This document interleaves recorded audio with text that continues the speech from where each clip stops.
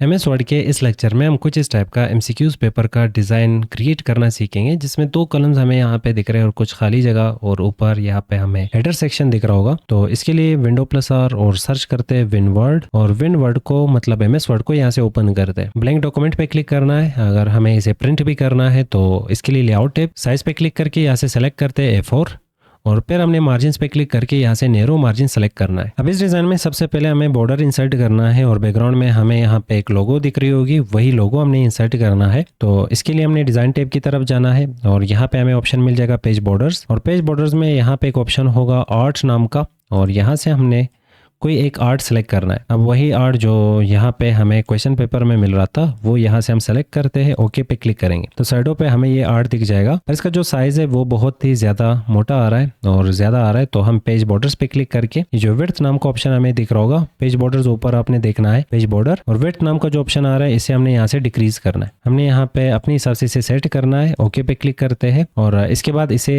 Page के content से दूर करने के लिए, या तो पेज का जो यहाँ पे स्टार्टिंग पॉइंट है इसके करीब ले जाने के लिए पेज बॉर्डर्स पे वापस क्लिक करते हैं, क्योंकि यहाँ पे जो कंटेंट है वो बॉर्डर के साथ टच आ रहा है, तो थोड़ा सा हमें गैप चाहिए होगा, और यहाँ पे एक्स्ट्रा स्पेस है तो इसके करीब इसे लेके जाते हैं तो पेज बॉर्डर्स, और यहाँ पे हमें ऑप्शन मिलेगा नीचे पेज बॉर्डर्स की इनसाइड ही नीचे यहाँ पे ऑप्शंस नाम का ऑप्शन मिलेगा, इस पे क्लिक करना है। 24 पॉइंट का हमें यहाँ पे मार्जिन्स, मतलब पेज जहाँ से स्टार्ट हुआ है और जहाँ पे बॉर्डर स्टार्ट हुआ है इनके बीच में 24 पॉइंट का मार्जिन आ रहा है। इन मार्जिन्स को हमने कम करना है, तो यहाँ पे रखते हैं 12 और फिर लिखते हैं PT, और इसी को हम यहाँ पे Ctrl+C कॉपी करेंगे और बाकियों को सिलेक्ट करके यही कंटेंट Ctrl+V करके यहाँ पे पेस्ट करते। तो सबको हमने एक जैसे यहाँ पे बना लेना है। ओके पे क्लिक करेंगे और फिर ओके पे क्लिक करेंगे तो बॉर्डर यहाँ पे दूर हो जाएंगे। अब इसके बाद हमें यहाँ पे बैकग्राउंड में इमेज इंसर्ट करना है और लोगो, तो इसके लिए इंसर्ट शेप, और यहाँ से हमने ये बेसिक शेप्स में ओवल शेप सेलेक्ट करके शिफ्ट के साथ इसे ड्रा करना है।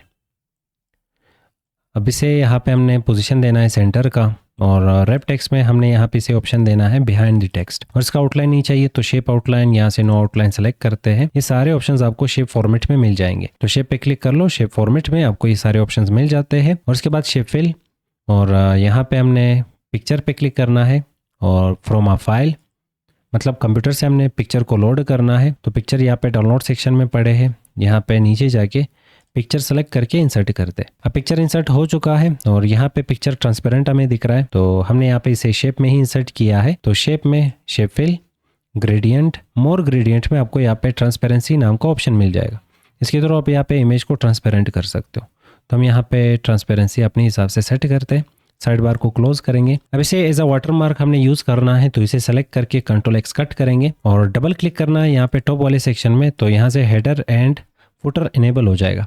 अब हेडर एंड फुटर को ओपन करने के लिए आप इंसर्ट टैब पे क्लिक कर लें, यहाँ पे हेडर या तो फुटर, उसमें आपको यहाँ पे ये ऑप्शन मिल जाएगा एडिट हेडर, इसके थ्रू भी आप हेडर एंड फुटर को ओपन कर सकते हैं। और जो भी लोगो हमने यहाँ से कट किया था Ctrl+V यहाँ पे इसे पेस्ट करते हैं। फिर इसे सेलेक्ट करके हमने यहाँ पे वापस जाना है पिक्चर फॉर्मेट, पोजीशन, इसे सेंटर, रैप टेक्स्ट में यहाँ पे ऑप्शन चूज करेंगे बिहाइंड द टेक्स्ट, और ये हेडर एंड फुटर को हमने क्लोज करना है, तो इसके लिए हेडर एंड फुटर की तरफ जाएंगे, या तो पेज के ऊपर डबल क्लिक कर ले, डबल क्लिक से भी यहाँ पे हेडर एंड फुटर क्लोज हो जाएंगे। तो हमने यहाँ पे डिजाइन और लेआउट तैयार कर लिया। नेक्स्ट ऊपर हमें यहाँ पे हेडर सेक्शन दिख रहा है और इसमें हमें एक शेप दिख रहा होगा, तो हम यहाँ पे इंसर्ट पे क्लिक करते हैं, शेप्स पे क्लिक करेंगे। रेक्टेंगल्स में हमने रेक्टेंगल नहीं, यहाँ पे राउंडेड रेक्टेंगल सेलेक्ट करना है और इसे कुछ इस टाइप का अपने हिसाब से ड्रा करना है। और इसके बाद यहाँ पे ये फंक्शनल शेप होता है, तो यहाँ पे आपको ये येलो पॉइंट मिल जाएगा, इसके थ्रू आप इसके जो कॉर्नर्स है वो राउंड कर ले, और इसे हमने यहाँ पे आउटलाइन देना है, और आउटलाइन का कलर ब्लैक आ रहा है तो शेप आउटलाइन ब्लैक, और यहाँ पे इसका जो साइज है वो हम यहाँ से इंक्रीज करते, और इसे डॉटेड में या तो इस टाइप का डिजाइन देने के लिए हमने शेप आउटलाइन, और यहाँ पे हमें नीचे मिलेगा डैशेस, तो यहाँ से हम कोई एक डिजाइन सेलेक्ट करके इसे दे देते। अब हमने यहाँ पे बैकग्राउंड कलर इसका रिमूव करना है, तो शेप फिल, नो फिल। अब इसे सेंटर करना है, तो इसी को हमने सेलेक्ट करके शेप फॉर्मेट, अलाइन, और यहाँ से सेंटर ऑप्शन सेलेक्ट करते हैं, तो ये यहाँ पे सेंटर हो चुका है। नेक्स्ट हमने यहाँ पे ये टेक्स्ट इंसर्ट करना है, नेम, टीचर और फिर टाइम, तो इसके लिए इंसर्ट टैब, शेप्स, और यहाँ से टेक्स्ट बॉक्स उठा के हम ड्रा करते हैं। टेक्स्ट बॉक्स आपको यहाँ पे टॉप पे भी मिल जाएगा जिसमें A लिखा हुआ आ रहा है, और बेसिक शेप्स में भी यहाँ पे मिल जाएगा। तो हमने यहाँ से टेक्स्ट बॉक्स को सेलेक्ट करके इसे ड्रा करना है, और इसमें नेम और फिर टीचर, तो नेम लिखेंगे, और फिर शिफ्ट के साथ आप अपने कीबोर्ड में हाइफन या तो फिर माइनस की प्रेस करना है, जो कि प्लस और बैक स्पेस से जस्ट पहले आपको मिल जाएगा। तो हमने इसे मल्टी टाइम प्रेस करना है ताकि ये लाइन यहाँ पे ड्रा कर ले, और इसके बाद फिर एंटर करते हैं। नेक्स्ट आ रहा है यहाँ पे टीचर, तो यहाँ पे लिखते हैं टीचर और फिर शिफ्ट के साथ वही सेम की हम यहाँ पे प्रेस करते हैं। तो यहाँ तक हमने इसे ड्रा कर लिया। नेक्स्ट यहाँ पे आ रहा होगा टाइम, तो यहाँ पे भी टाइम मेंशन करते हैं, फिर शिफ्ट के साथ सेमीकोलन और इसमें यहाँ पे लिख लेते हैं 1 आवर। अब यहाँ तक इसे लिखने के बाद हमने यहाँ पे शेप को इसके अकॉर्डिंगली सेटअप करना है। यहाँ पे जो नेम और टीचर की लाइंस है इन्हें थोड़ा सा मजीद हम यहाँ पे साइज दे देते हैं, यहाँ पे भी थोड़ा सा मजीद हम इन्हें साइज दे देते हैं। और इसके बाद इसका फिल कलर और जो शेप का आउटलाइन है वो हमें नहीं चाहिए होगा, तो शेप आउटलाइन, नो आउटलाइन और शेप फिल यहाँ से खत्म करते हैं। इसी बॉक्स को हमने सेलेक्ट करके दूसरा साइड बनाना है जो हमें यहाँ पे दिख रहा होगा। सबसे पहले यहाँ पे टेक्स्ट को सेलेक्ट करके होम टैब में आपको बोल्ड मिल जाएगा और इसका शॉर्टकट की Ctrl+B हम यहाँ पे सिलेक्शन करके जो मेन पॉइंट्स है उन्हें बोल्ड करते हैं। अब इसके बॉर्डर से इसे पकड़ के कंट्रोल और शिफ्ट के थ्रू इसे कुछ इस टाइप का हमने मूव करके साइड पे लेके आना है। अब नेक्स्ट यहाँ पे लिखा हुआ है रोल नंबर, तो हमने यहाँ पे इसे रिप्लेस करना है रोल नंबर के साथ। और इसके बाद यहाँ पे पेपर, तो यहाँ पे ये जो बाकी का कंटेंट है इसे सेलेक्ट करके यहाँ पे पेपर यहाँ पे कंप्यूटर, और कंप्यूटर अनबोल्ड है तो इसे सेलेक्ट करके यहाँ से इसे बोल्ड हटा लेते हैं। आगे जो लाइन है इसे हम यहाँ पे डिलीट करते हैं। तो कर्सर से अगर राइट साइड की तरफ आपको कंटेंट डिलीट करना है तो डिलीट की प्रेस कर लो, और अगर इस साइड की तरफ मतलब लेफ्ट साइड की तरफ कंटेंट को डिलीट करना है तो बैक स्पेस। और लास्ट में यहाँ पे लिखा हुआ आ रहा है टोटल मार्क्स, तो यहाँ पे लिखते हैं टोटल मार्क्स और इसके बाद यहाँ पे 100 और यहाँ पे हमने भी 100 लिख लेना है। अब सबसे पहला काम हमने ये करना कि यहाँ पे जितने भी शेप्स अब तक हमने ड्रा किए हेडर सेक्शन में इन सबको हमने शिफ्ट के साथ सेलेक्ट करना है। एक शेप पे क्लिक कर लो, शिफ्ट के साथ दूसरा और फिर तीसरा, और इसके बाद शेप फॉर्मेट और यहाँ पे ग्रुप, इन्हें ग्रुप करते हैं। ग्रुप करने के बाद हमने कर्सर रखा, इंटर की प्रेस करेंगे, मल्टी इंटर से हमने कर्सर को नीचे लाना है और इसे वापस सेलेक्ट करके टॉप की तरफ यहाँ पे टच करके रख लेना है वापस अपनी जगह पे। सेंटर नहीं हो रहा तो शेप फॉर्मेट पे क्लिक करके अलाइन और अलाइन सेंटर सेलेक्ट कर लो, ये सेंटर हो जाएगा। अब कर्सर आप कहीं पे भी रख सकते हो क्योंकि हमने स्टार्ट में यहाँ पे एंटर कर लिया, या तो कहीं पे भी आप डबल क्लिक कर ले भी आपका कर्सर वहाँ पे आ जाएगा।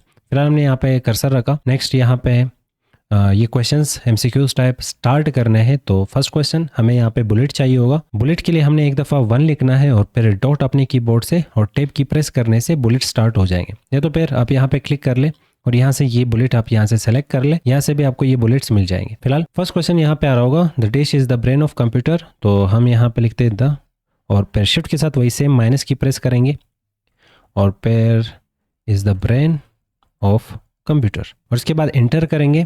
पर हमें यहाँ पे ABC चाहिए होगा क्योंकि इसकी बुलेट्स भी देने हैं, तो ABC के लिए टैब की प्रेस करेंगे। अब अगर आप इंटर करते हैं तो इंटर से लिस्ट खत्म हो जाएगा और इस लिस्ट को वापस स्टार्ट करने के लिए लास्ट में कर्सर रखो, इंटर कर लो, लिस्ट स्टार्ट हो जाएगा। पर अगर हमने यहाँ पे लिस्ट का लेवल चेंज करना है तो टैब की प्रेस करेंगे, लिस्ट का लेवल यहाँ पे चेंज हो जाएगा। अगर आपको A नहीं मिल रहा तो यहाँ पे मल्टी लेवल लिस्ट आपको दिख रहा होगा, इस पे क्लिक कर ले और यहाँ पे चेंज लिस्ट लेवल, आपको यहाँ पे सारे लेवल्स दिख रहे होंगे। फर्स्ट लेवल में हमें 1 2 3 मिल रहा, सेकंड लेवल में हमें ABC मिल रहा। अगर आपको ये दोनों लेवल सेम नहीं मिल रहे तो इसके लिए आप यहाँ पे एक ऑप्शन यूज करेंगे, define new multi level list, इस पे क्लिक कर ले। क्लिक करने के बाद फर्स्ट लेवल को सेलेक्ट करके यहाँ से आप इसे नंबर सेलेक्ट करके दे दें और दूसरे लेवल को आप यहाँ पे सिलेक्ट करेंगे, जैसे कि ABC आ रही है यहाँ पे, तो आप यहाँ से ABC को सेलेक्ट कर ले और उसके बाद आप ओके पे क्लिक करेंगे तो यही सेम चीजें आपको यहाँ पे मिल जाएंगी। मतलब यहाँ से आप मल्टी लेवल लिस्ट को सेटअप कर सकते हो। जिस लेवल में आपको जो भी चीज चाहिए होगा, जो भी नंबर सिस्टम चाहिए होगा, वो आप यहाँ से सिलेक्ट कर सकते हैं। पहले लेवल को सिलेक्ट कर ले और उसके बाद यहाँ से नंबर सिस्टम चेंज कर सकते हैं। फिलहाल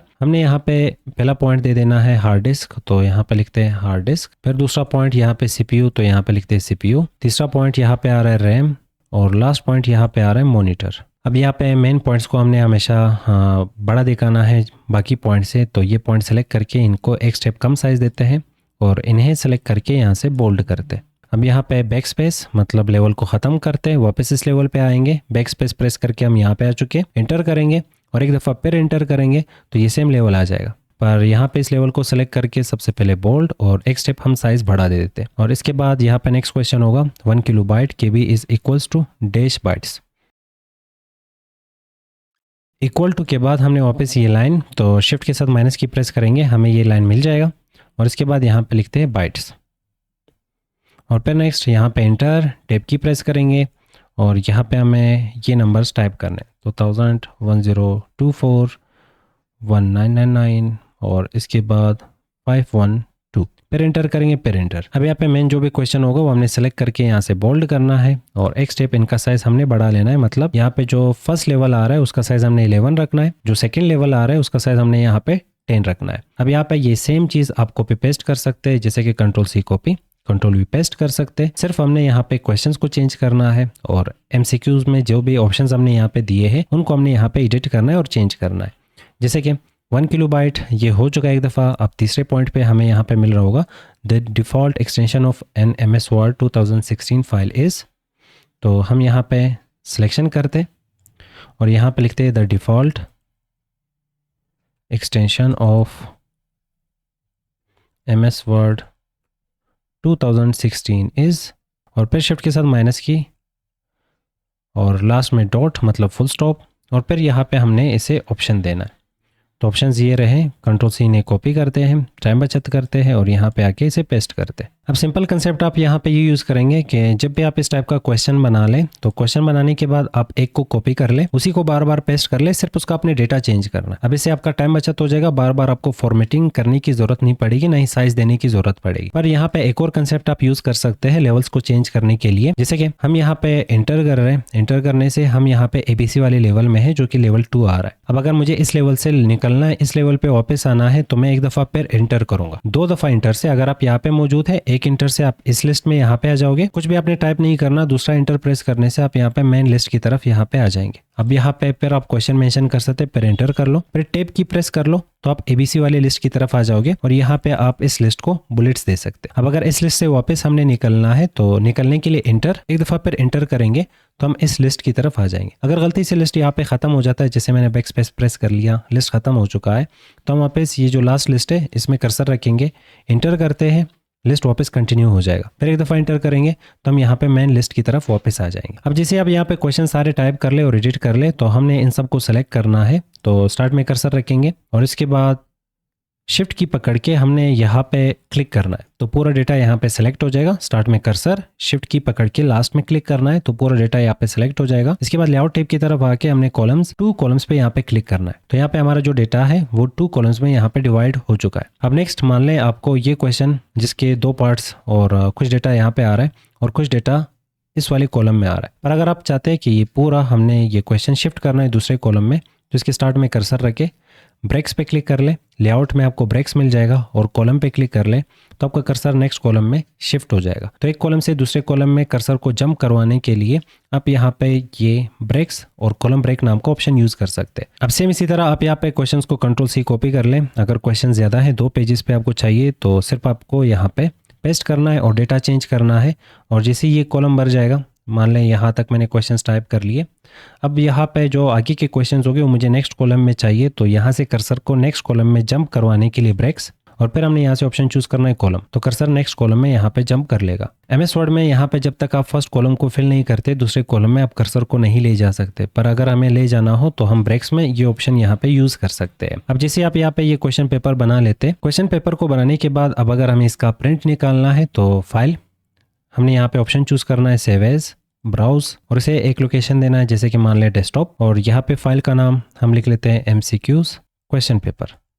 और इसके बाद यहाँ पे जो सेव एज टाइप हमें दिख रहा होगा, वर्ड डॉक्यूमेंट से इसे कन्वर्ट करके हमने PDF चूज करना है। अगर आपको फाइल एडिट करना है तो इसे वर्ड डॉक्यूमेंट में सेव कर लो, पर अगर आपको एडिट नहीं करना, आप प्रिंट निकालना चाहते हो, तो इसका प्रिंट हमेशा PDF में निकाल ले और फिर उसके बाद हमने सेव पे क्लिक करना है। PDF में आपका जो डेटा है वो मिस प्रिंट नहीं होगा। तो हमारे यहाँ पे जो क्वेश्चन पेपर है वो तैयार हो चुका है।